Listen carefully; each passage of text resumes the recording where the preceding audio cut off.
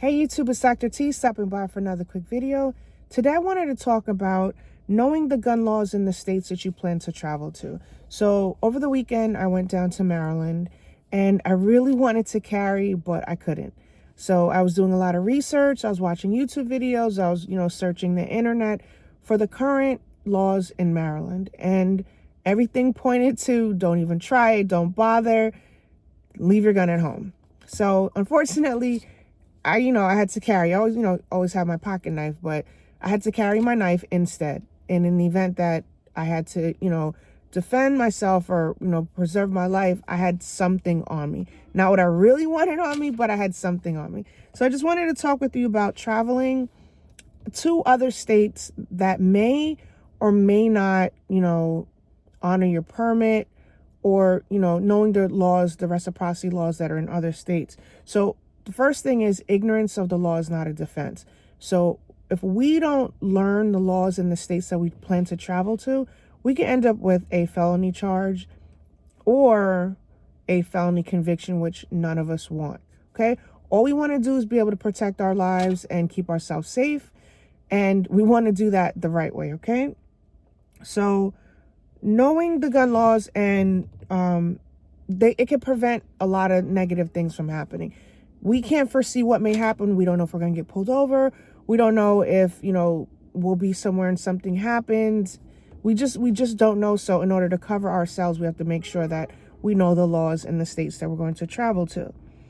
This is important to realize, or to pay attention to, the reciprocity maps that are out there, or looking on, to look up what your permit has reciprocity with, what your state has reciprocity with, and knowing from there and managing your traveling. Okay. So I always encourage others to get multiple permits for this reason. So I'm going to Maryland and they don't accept any other state's permits, like New York doesn't, Connecticut doesn't, and Maryland doesn't, right? You would have to get a non-resident permit, which I don't have. And I was thinking about it, and then I thought about this couple that I, used to watch their videos a long time ago, and they had $7,000 worth of permits just so that they can travel freely. It was a family that liked to travel a lot, so they wanted to be able to move freely through the United States. And the only way that they felt that they could do that was to get multiple permits in different states. And I remember them laying out the permits, like a deck of cards on the table. And I was like, wow, it's pretty cool to have a lot of permits, but to the tune of $7,000, I don't know if that's going to be worth it for me, right? So I have 5, right? I have Connecticut, I have New York, I have, or the county that I'm in New York. And then I have, I have Connecticut, New York, Virginia, Pennsylvania, Connecticut, Pennsylvania, New York, and Connecticut, right? Yeah, I think I said them all. But even with those 5, I still can't travel everywhere I need to freely, because there are some states that do not recognize any. Oh, Utah, I forgot Utah, right? So Utah covers, I believe, 36 states, right? They have reciprocity with 36 states. But even with the 36 states, I still can't go to Maryland with my Utah permit. So I have to get my permit from Maryland, which maybe I'll think about doing, because I do plan on going there more often. But the fact that not knowing these laws ahead of time and researching could have gotten me jammed up. But I promise you, every video said, don't even try it. Don't go with your permit without, with your pistol, because you're going to get jammed up. And I just, that wasn't what I wanted to do this weekend at all, right? So in addition to knowing the laws in the states that you're going to, you also need to know if that state or has a duty to inform laws.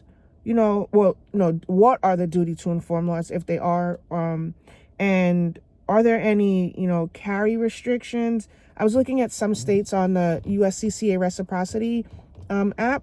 It'll say you can travel to certain places, and then it'll be highlighted as there are restrictions for carrying in certain places, right?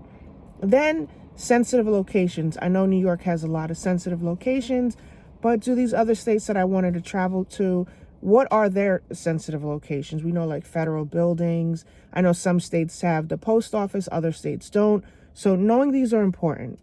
And then transporting. So New York here, you have to have a, hard-sided case. You have to have the ammo. If you're traveling through New York, right? You have to have the ammo separate from the firearm, okay? It can't be in the firearm, in the lockbox, and it has to be in your trunk. They don't recognize your glove compartment, even though that could be one of the most secure places. Your glove compartment is not one of those places that New York will recognize that you can put your firearm in, okay? Even if you lock it and you go away. Now, my thing is, if someone finds a lockbox in your car that's not tethered to your car, and even if it is tethered, there are, ways to cut the cord. But having your lockbox in your car not accessible to you, in your trunk, if you don't have a trunk, like I don't, it's just a straight pass through. You have to, have it as far away from you as possible. Problem is, if you have an emergency and you have to defend yourself, you're not going to be able to in a timely manner, okay? Then I was researching, the laws about passing through and staying. So a lot of states, if you are traveling, right, and you have your permit, you got your firearm, and you're getting gas, it may be okay. If you stop to get a bite, that may not be okay.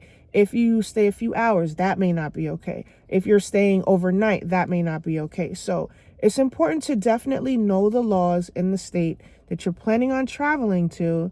Make sure you know what the reciprocity is if they have one with your state. If they don't, look into or consider getting a permit in that state if you plan to frequent that state, okay? So just something I wanted to remind you guys, because it's something that I experienced this weekend.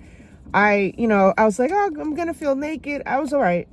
I didn't always have my my permit, and I don't know how I, managed without it, but I'm okay. Nothing happened. So I just wanted to share that with you guys, that if you are traveling, please learn the laws in the states that you are going to. Make sure that you're in compliance with everything. And if you're not sure, leave your firearm at home, okay? Because even if I traveled to Maryland with my firearm, just having it in the vehicle alone could have gotten me a gun charge. And it's just not worth it. And I often bring up New Jersey, right?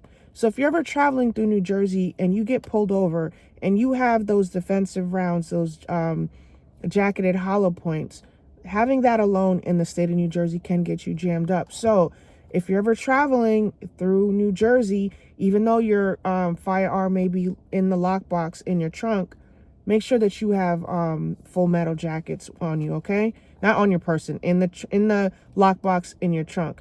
Don't go through New Jersey with any jacketed hollow points, okay? So I just wanted to touch base with you guys.